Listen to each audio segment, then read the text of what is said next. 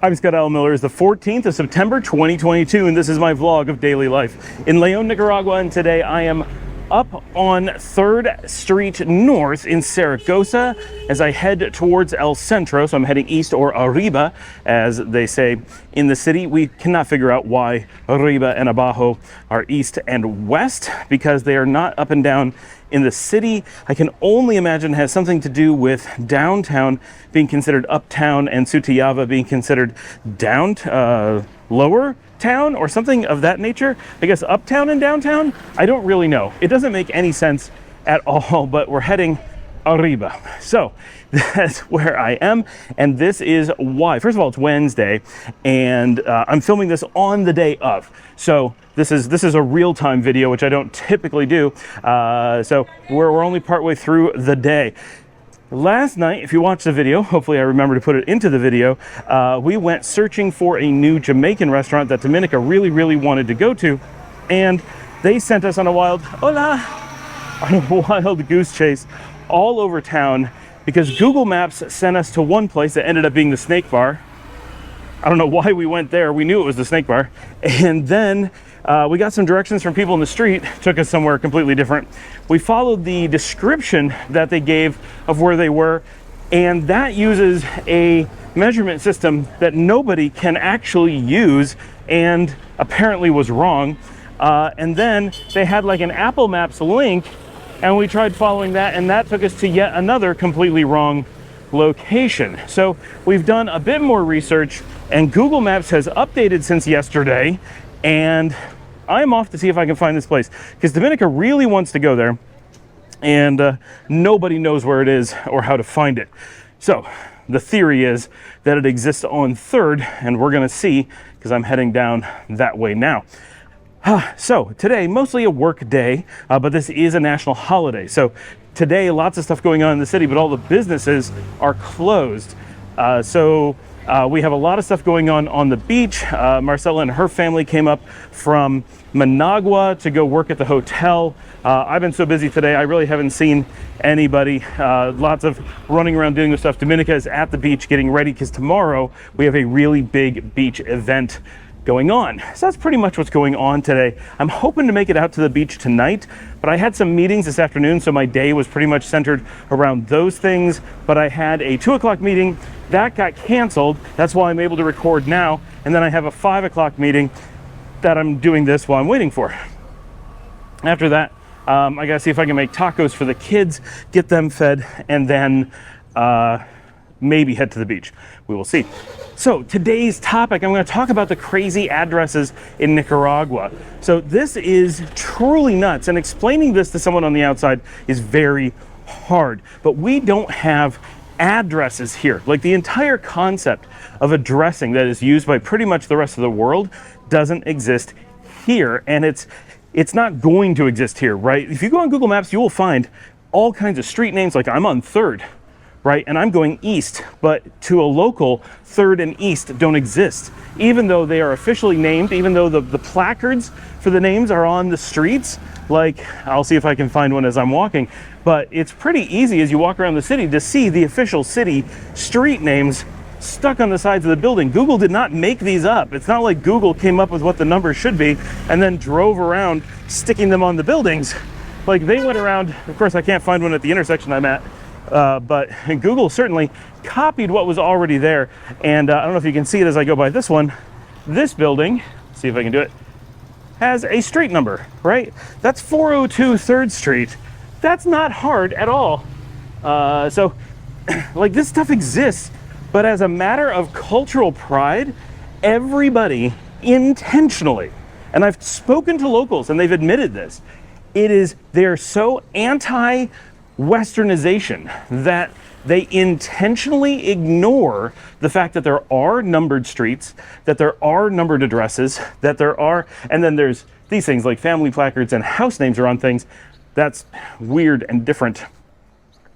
But all of these things, all of the mechanisms to use addresses are already there. But they don't do it intentionally because they don't want to. They like this really weird archaic system. I'm going to turn the camera around because this is a gorgeous building. I don't remember seeing this for sale before, and I don't really know this building, but this is a really large structure. And there's the for sale sign. So if any of you are interested, I could get my crew down here and get a tour, because that would be cool.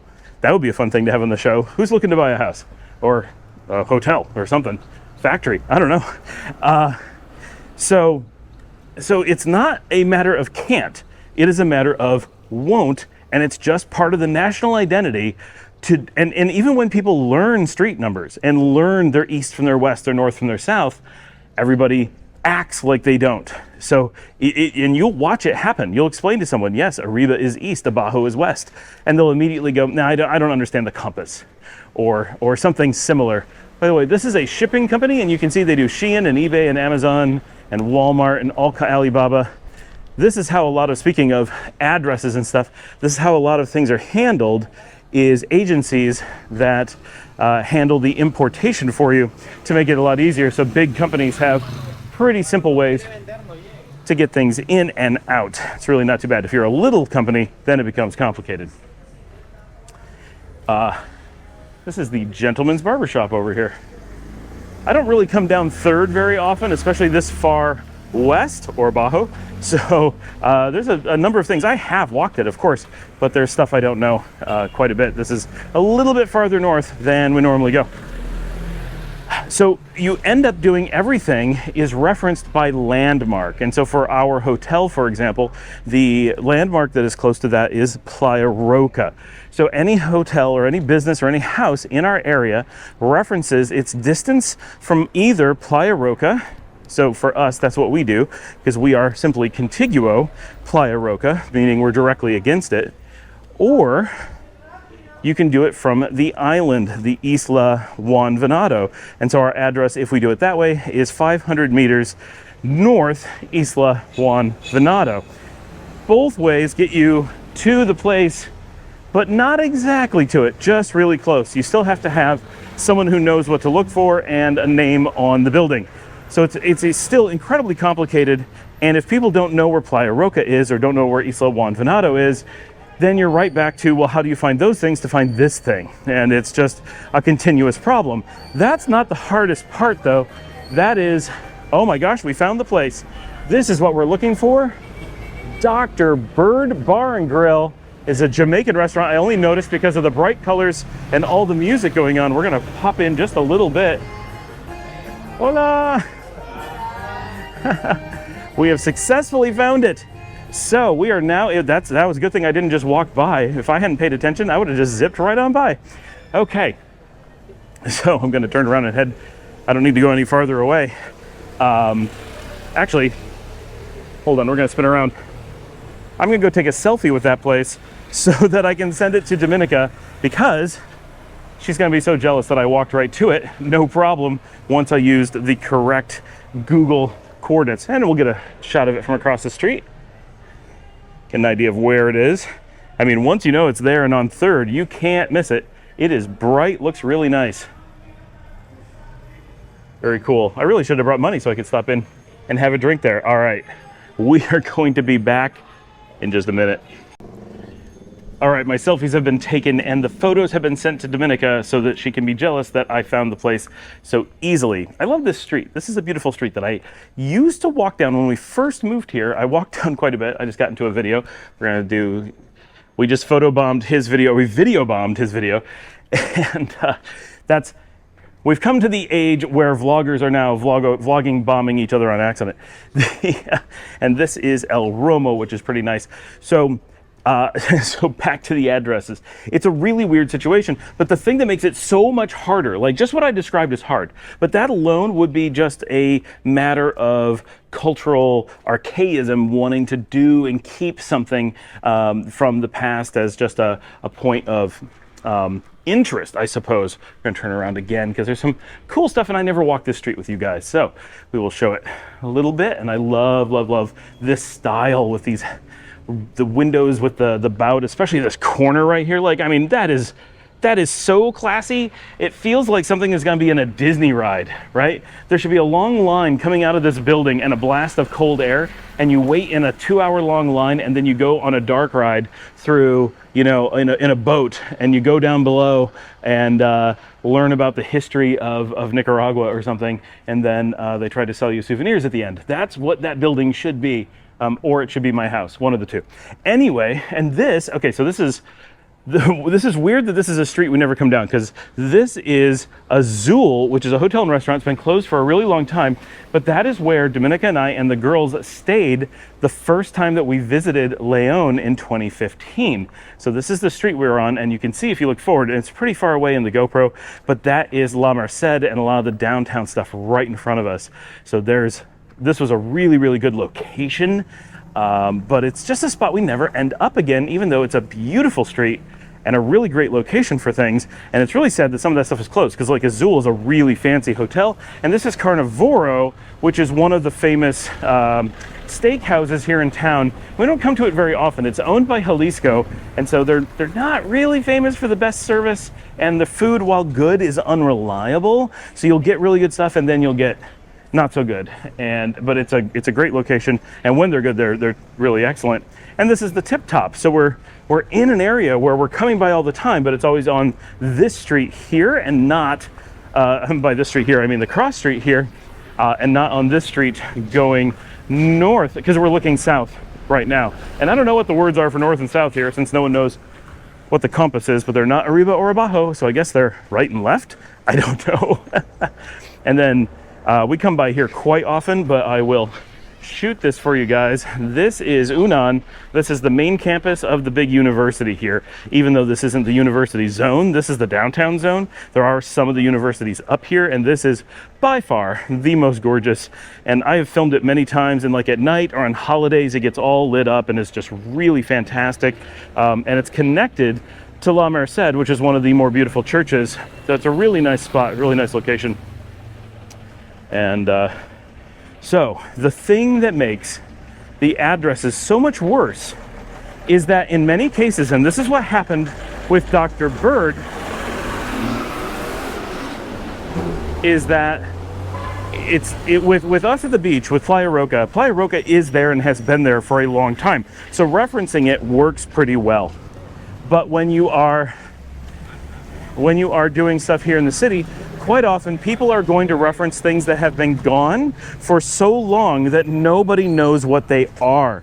That's a huge problem, and that is what happened with Dr. Bird. Their reference is the Antigua Colegio Mercantil, or Mercantile, or I'm not sure how to say that word, but it's spelled like mercantile. And that is way down at the street, that is the Iglesia Zaragoza, but I'm going this way down along La Merced.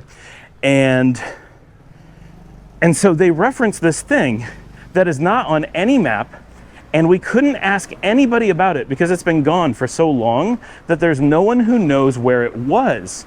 So using that as an address, while in theory that's really handy, this is another part of UNAN, this is their technical campus, and I'll back up a little bit, you can see the whole thing pretty much. So it references a thing that there's no way to look up. You can't go to a map and look it up. You can't Google it. You can't talk to someone because nobody knows. And even if they did know, they wouldn't be able to tell you where it was because it's the reference point. And the way that the system works is you're expected to know each of the reference points inherently. There is no reference for the reference points, which leaves you in a really weird position of having to memorize a bunch of stuff in town before you know your way around town to be able to find your way around town. And so there's no real like entry point to the system to say, well, you start from here and then you reference from there. It doesn't build the way that street numbers do. With street numbers and like, you know, numbered avenues and that kind of system, you don't have to know where anything is other than where you are and whether you're heading up or down. And everything is just automatic.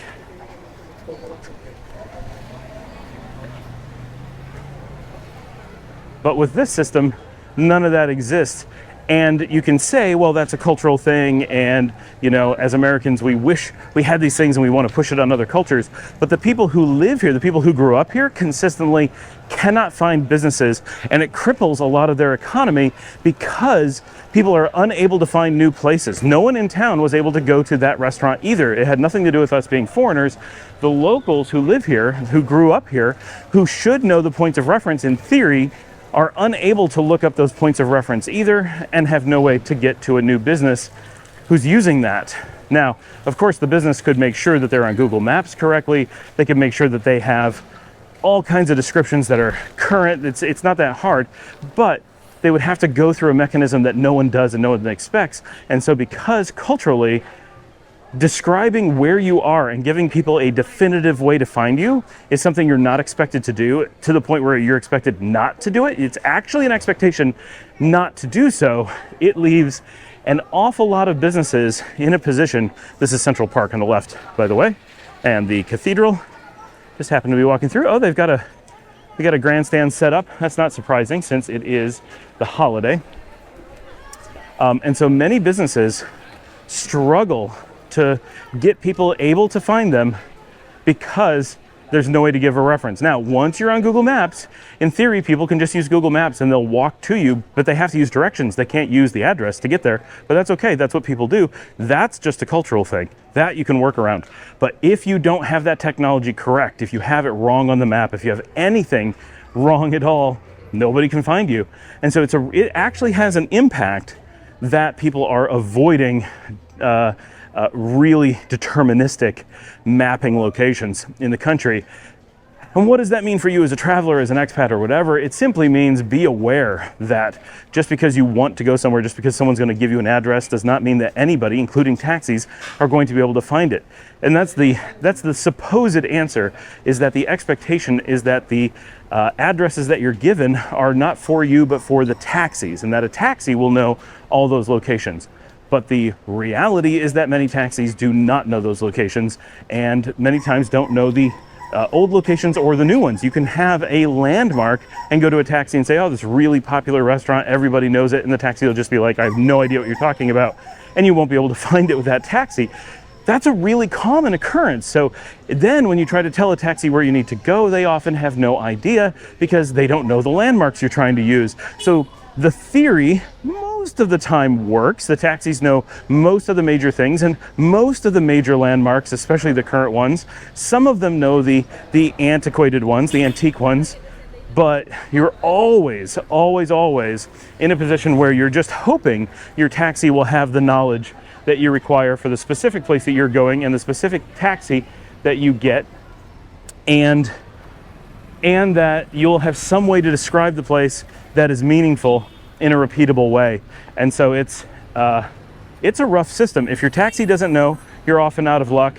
And if you don't want to take a taxi, there is no mechanism, absolutely none, for figuring out where something would be. So there are huge gaps in the system, and it just relies on private transportation systems that are unregulated and are generally unregulated, and definitely don't have any way to guarantee that the taxis can look those places up. And that's the thing, it's not like the taxis get a guide to what the accepted reference points are. It's just a matter of convention. Everyone has kind of agreed that certain places will be used as reference points. The cathedral, for example, and some, like the cathedral, work because they've been there since the beginning of the city. They're not moving. They don't close up shop one day and disappear.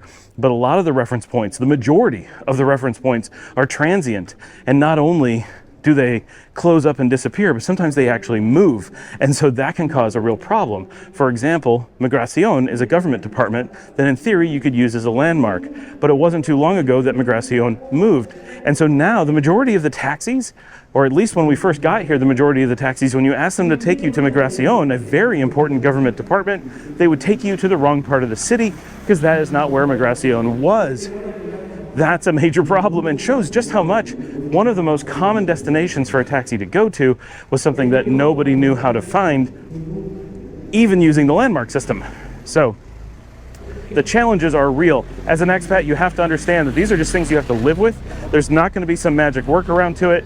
Knowing you can go on Google Maps, you can figure out every street number, and trust me, it's worth doing, because for those of us who use them, we're able to move around the city so much more easily than the locals. And I've had locals say this to me. By learning east, west, north, south, the numbers, the names, the ability to get around this city and others is so much better that we're able to convey to each other where we are, how far away things are, what direction to go, because everything goes in a logical way. It is just like New York City. They have a system with all the numbers go up to the east and up to the north, and you can tell where you are based on the street signs.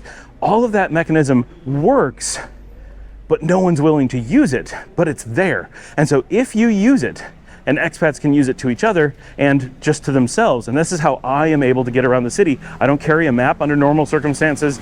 Like I've said in other videos, I don't carry my phone. I just walk around, and because the city is laid out as a grid with obvious street and avenue names and obvious street numbers, it is really easy to tell how far you are and what distance you are, that's the same thing, and what direction you need to go to get home or to get to where you're going. And the locals often say, wow, you're commonly going farther into more different neighborhoods than we ever go. We're not comfortable going those places, or we don't, it doesn't occur to us to use that much of the city. We don't explore it like that. And part of it is because they feel once they're away from the landmarks that they've memorized that they're lost. They might as well be on another planet. It makes you feel very isolated in your own city if you don't know where you are and must memorize your landmarks in every direction from them and what they look like. That's really hard.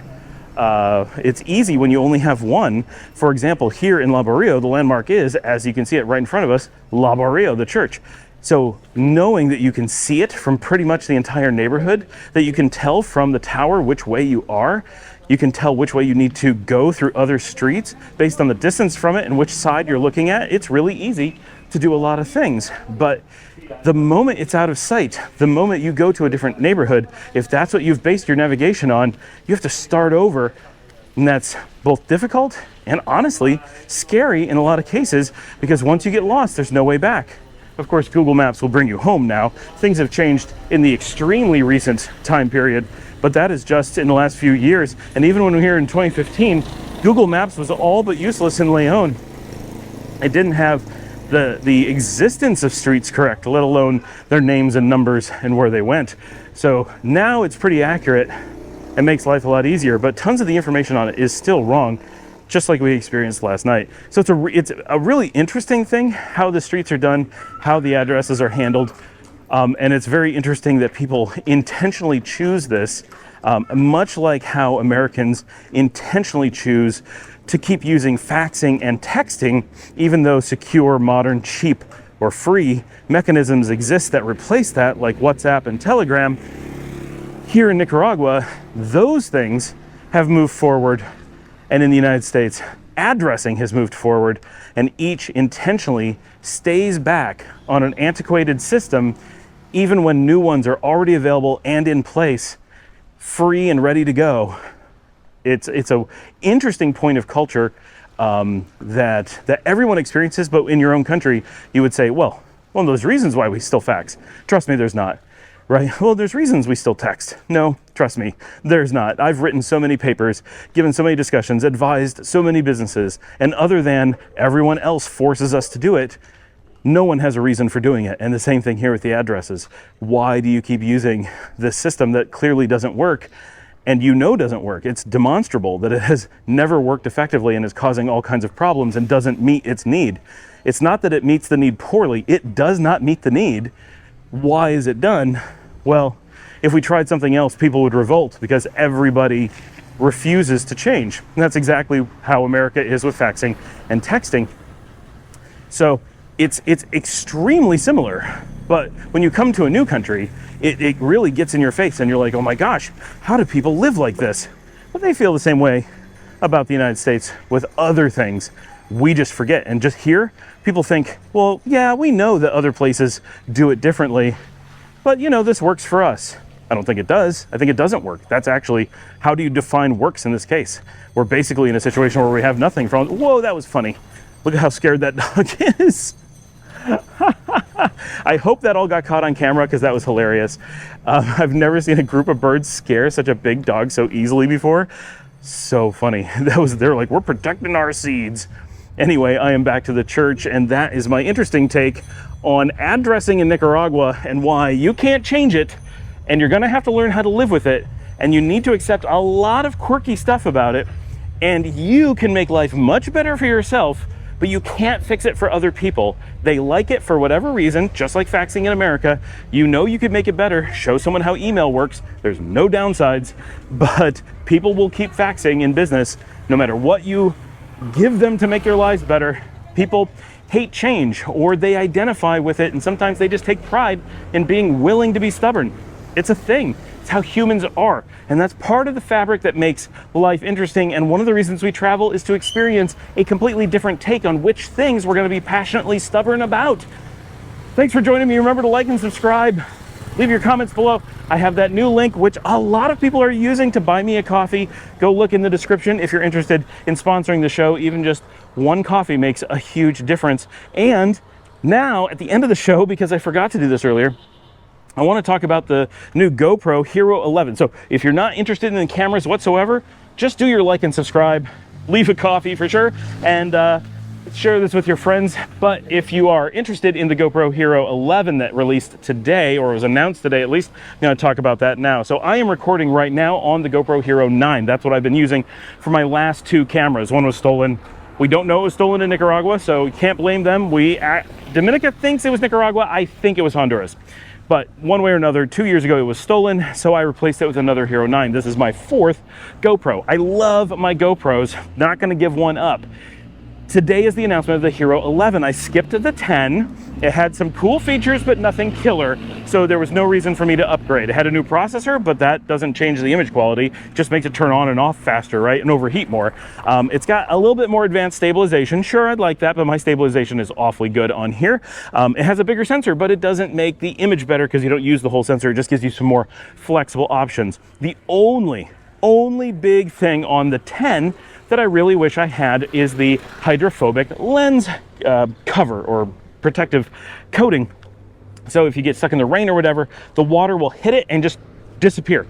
And so it's much easier to clean, does not get as dirty in general, and you can take it out in things like the rain and just keep filming.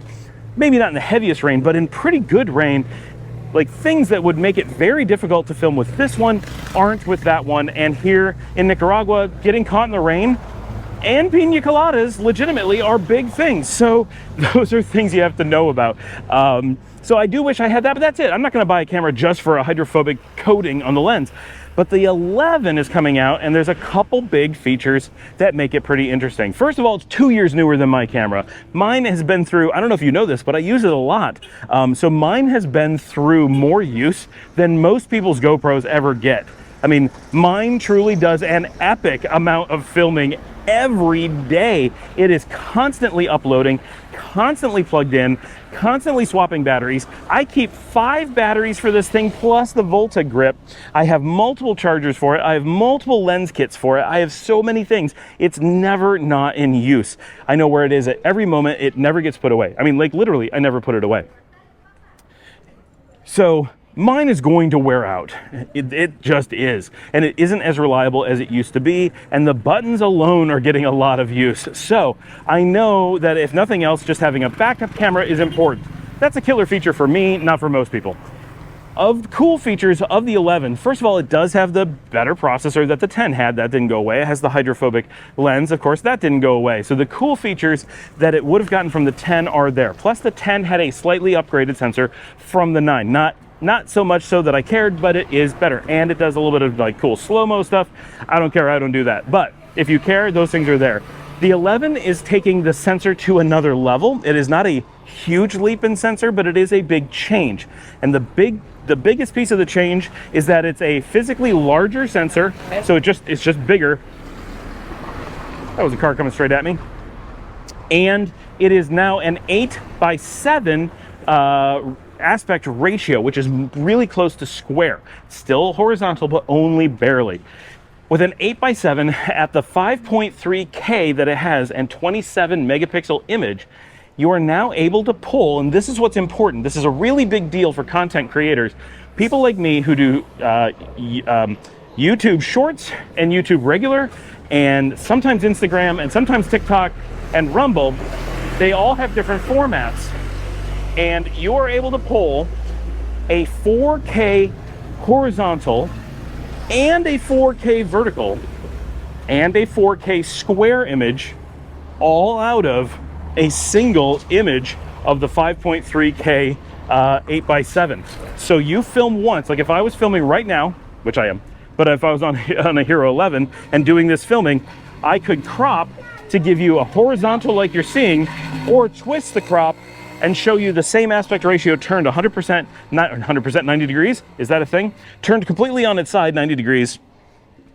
And you would get a full 4K vertical cropping of the same image. It would be, you would get less on the sides and more top and bottom, but it would still be 4K and it'd be coming off the same sensor. I don't have to record it twice like I currently do. Like I can take this, turn the GoPro sideways and record the same thing again, but I gotta say the same thing again, record it again, edit it again. That's a huge pain. But with this, I can just do everything, edit, and then change my aspect ratio, recut, and get a vertical cut instead of a horizontal cut. And if I framed correctly, which is more work for sure, but if I framed correctly while recording, I got a truck suddenly came around the corner, I can do all of the different media things from a single recording and the same footage. Like that is big, really, really big. And I can see myself using that like every day. Now, there's one other feature, and this is on my feature list of things I really, really, really wanted and felt like they might give us, and that is that the dynamic range, it's going to HDR. This is 8-bit color that you're getting currently on all the GoPros ever, up through the 10. So what you're seeing now is regular 8-bit. Sometimes when you're watching my channel, when I've recorded off the iPhone and only the iPhone, you may notice if you have an HDR television that it says HDR in the corner. It'll turn up 4K HDR. That means high dynamic range. That means instead of 8 bits of color, you're getting 10 bits of color.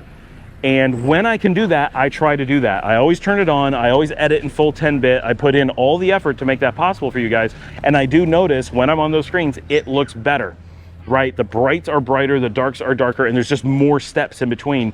It looks better. It's kind of subtle. But when you pay attention, you're like, oh, that's a really good image. I wonder why. That is one of the biggest things. Before you go from 4K to 8K, going to HDR is a much bigger step today. We have gotten to the level of pixel count that we're not really itching for a higher one. Sure, 6K is gonna look better than 4K. It's true, if you could record completely the same, but with just 50% more pixels, your eye will be like, I'm not sure what's going on, but it seems just a little bit smoother, and it is. But it's really minor. At 4K, it's really hard to tell that you stepped up from 2.7. And so a lot of people record as low as 1080p, which is 1K, and then upscale it to 4K when they go to YouTube, and most people don't even notice, right? You do, if you really put it side by side and pay a lot of attention, you'll be like, nope, the native 4K definitely looks better. But a lot of people record in 2.7K and do the same thing, upscale to 4K, and nobody notices, right? And if you watch any channel where someone's doing like a zoom in, zoom out thing, and it's happening automatically like an instant, and it's clearly not a lens adjusting or my arm going back and forth, that is someone zooming in post, and that is a digital zoom, and what they're doing is reducing from 4K to something lower and then upscaling to do the difference. Often they're not going down to 2.7, they're going down to like 3.5. It's like a pretty subtle one, but they're still going from pixel to pixel to something that is calculated, and that makes a big difference in theory in the image quality if you're pixel peeping. But when you're watching a 4K image on a TV, most people can't see it ever. And so the fact that you could, in theory, get a 5.3 image from a GoPro, you can get a 6K from some of the cameras like Blackmagic, and a few like Fuji and Sony, I think, offer 8K cameras now, Nikon and Fuji, I think.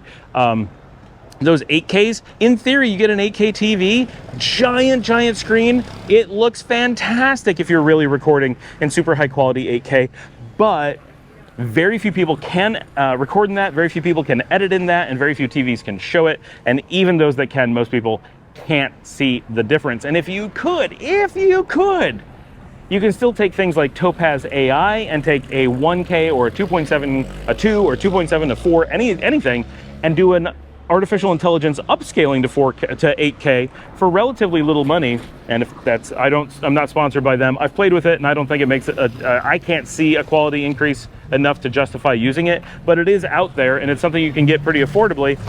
And in theory, it cleans up your image. I've seen things where it does a really good job, but for my footage, which is in pretty clean 4K, I don't notice it improving the image quality at all.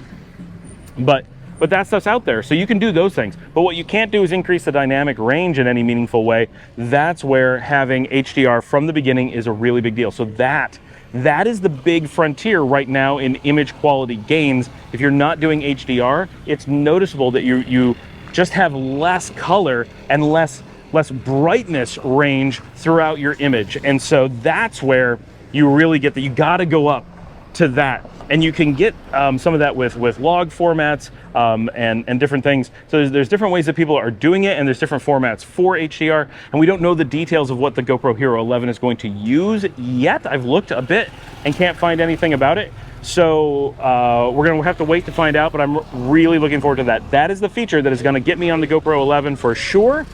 The other features are nice. They're all things I will use and will be beneficial to me, but that HDR, you guys are going to notice that the colors look better and that the entire image just has more punch, more ability to handle light and dark situations and all kinds of things. So that's what's driving me to the GoPro Hero 11, and I hope to have one, almost certainly will have one in December when we are in the United States for Christmas. Thanks for joining me. Again, like and subscribe. Comment below, share with your friends, and I will see all of you tomorrow.